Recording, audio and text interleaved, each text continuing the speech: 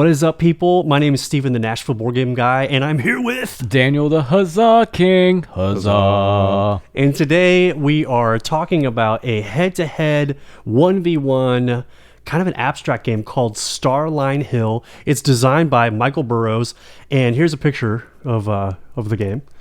There it is. And in this game, it sees you versus your opponent. You're lying on a hill staring up into the night sky, and you're matching the stars to the constellations that you see. And whoever matches the most stars to the most constellations gets the most points, and whoever gets the most points Wins the game. Yes. So we're popping open the box. We're taking a look at it. So Daniel, what do we got going on here? Well, what we have is a prototype, but the box will come with cards. These are your constellation cards. This is how you get points. You know, you match the stars with the constellations.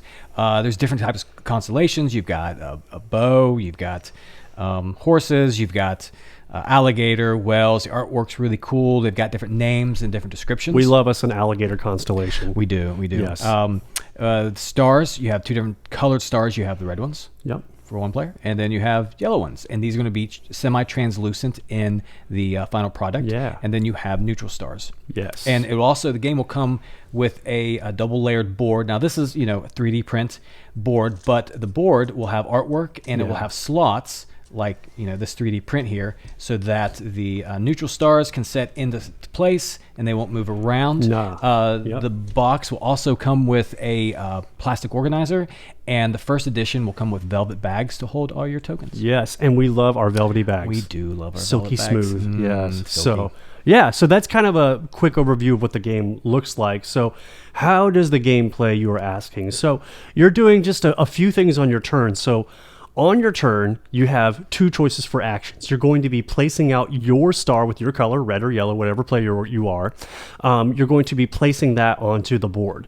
Now, as your stars fill up, or there are neutral stars in between that are there, you can also, if you can trace one of your stars to another star, that's called creating a line. And that's a second option you can do as an action in the game. So you can either place out your star, or you can create a line if you can match a straight line from one star to another that is not interrupted by anything. So another thing you can do is, if you can't place out a star, if you can't draw a line, is you can pass. So that's the other thing you can do. And then at the end of your turn, you can optionally claim one of the three constellation cards. There's going to be three face up that you can look at that are going to have points on it. It's going to be showing you the shape of the star outline you're trying to create. But at the end of your turn, you can take one of those for points. And kind of a cool thing we'll get into more is you can actually wait if you want to. There's a way you can amass your stars and kind of play a little bit of a waiting game to get maybe more points, or maybe do some combos on the board. So let's roll right into our first impressions. Daniel, let's go with you first. Oh, okay. What did you think of Starline Hill? Well, I liked it. Yes. Yeah, it was really enjoyable. I am definitely a theme game type of themer, and you love your co-op, co-ops, and I like things with zombies and Cthulhu and superheroes and stuff like that. So that's kind of my bread and butter. But this being an abstract game, I really enjoyed it. It was really just the strategy behind it.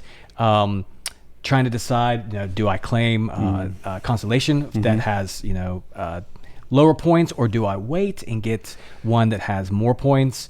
What is my opponent going to do? Which constellation is he going to go for? Trying to just monitor the board, see where he's kind of setting up. So yeah, I really enjoyed it. It was simple. It was like a 10-15 minute teach. Yeah, it's about not bad. 30-45 minutes play. Yeah. And there's modes. One that can be a quicker play mode. And there's a quicker mode where you can basically put neutral stars all around the edge of the board at the start of the game.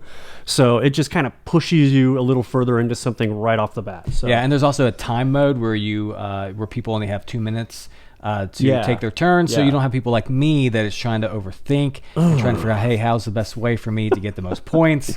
And, that type of stuff. So and it makes it a little bit kind of chessy, kind of that 1v1 kind of chess match, though. But we played it full on, no stars on the board. We went for the longer game, and it was still a good quick clip. So, but yeah, you're enjoying the game. I'm enjoying the game. You enjoyed the game. Yes. Did you enjoy the game? I did enjoy the game. I really, so I'm a lot like Daniel, where I think I'm a little more omni gamer than you. I'll play Euros, I'll play the thematic Everything. stuff. I tend to lean to the thematic stuff, but this game really surprised me. As we sat down, we did the quick rules teach, like Daniel was talking about.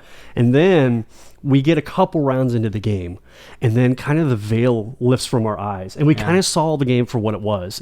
For ding. There it is. Oh, yeah. It's got this really high tactical, high strategy, but the choices are limited. It's not hard to learn. It's got that fun, easy to learn, but fun, tough choices as you play the game. So, but I like tactical games a lot, and this game, it has that in spades. And I won't say I played it particularly well, but that's okay. You know what? You live and you learn. I played well on Starline Hill. This guy, he won the game. I did. But but what's really cool with the strategy is that, you know, as you said earlier, like you can sometimes choose when to go for a constellation. Right, sometimes can kind of hold off, kind of wait for your opponent to let them get a constellation, because as you are filling out the board, whenever you get a constellation, you remove the stars that you use to build that constellation. And so what happens is you remove those and the neutral stars still stay in the board. Now you can't build on those neutral stars, but you can draw lines through them. If you have, let's say there's 4 neutral stars down and you have one of your stars on both ends of it, then you can draw a line. So you're like repopulating the board with your stars again. What I found myself doing was, near the end of the game, building out more on the edges, and as he would claim, you know, constellations, it opened up the center so I could start building lines, and even like cutting him off in some areas, knowing, oh, if I cut him off here, he can't build. He's got some stars that are just stuck there. So that was really fun. And then not only that, but like playing on the defensive like that, going, oh, I'm going to go and block him. I'm going to put a star here. This is where he just built, so I'm going to put a star there, trying to prepare for my future turns, but also start blocking him. And then there was one time I lured you into a trap. You did. Where I placed a star down, and you're like, oh, you're going to go for something over there. And then when you played, I was like, no, I wasn't. I just needed you to waste your turn. Yes. Because you could have gotten a constellation earlier. I know. But so that's how it goes. It was really fun and really exciting, and just a lot of like fun little decisions. So definitely. Really cool. And the other thing is that when you fulfill one of those constellation cards, another thing you got to remember is one is coming out, and it might be just perfectly for the other player just to jump right into that. So you're kind of like, it's got this fun tension through the entire gameplay. So yes, I agree. I like that tension. And I like Daniel said, I love it when the board wipes and there's just new territory where you're trying to kind of claim and go after with your stars. So, but I feel like we kind of talked it up and talked about what this game is about. I really enjoyed it. It surprised me. I feel like it could be played with families 8 and up. I could play this with my niece. She's 8 years old, and we would have a great time. So that is Starline Hill, and if you guys want to check it out, there's a campaign going on right now for it, so be sure to look into this game some more. And thank you for hanging out with us. And before we go, I do have one question though for you, Daniel. What is that question? And that question is, have you ever wished upon a star?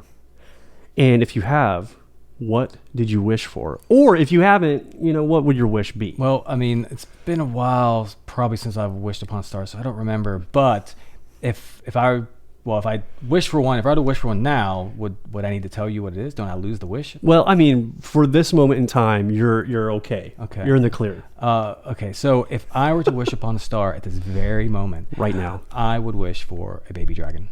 A baby dragon? Not a giant, you can ride on its back dragon? And I would want a baby dragon so I can train it. Okay. Oh, to eventually... You could ride on its back, and Okay, I'm not shocked, but if I had a wish, and it's safe to say this, but if I had a wish right now, I would say I wish that I could have all the zebra cakes in the world. It's a 2-part wish, and I wish that. Do you get a 2-part when you wish upon a star? Okay, it's my question, and my zebra cakes, and I wish they didn't, mess with my stomach at all. So that is it. That's a decent wish. Yeah. So you guys, let us know, comment below, what is your wish that you've wished for, or maybe something you would wish for. Yeah, so you got options. But anyway, thanks for hanging out with us. Tabletop Vibes, so stoked to be here with you. And be sure to check out all the other content. There's other cool stuff that's happened before. More cool stuff coming. More stuff on the way. So thanks for hanging out with these two guys. And check out Starline Hill. Really fun stuff. And we will see you on the next one. And don't forget to like and subscribe. Oh, yeah, that's right. All right, bye. Huzzah!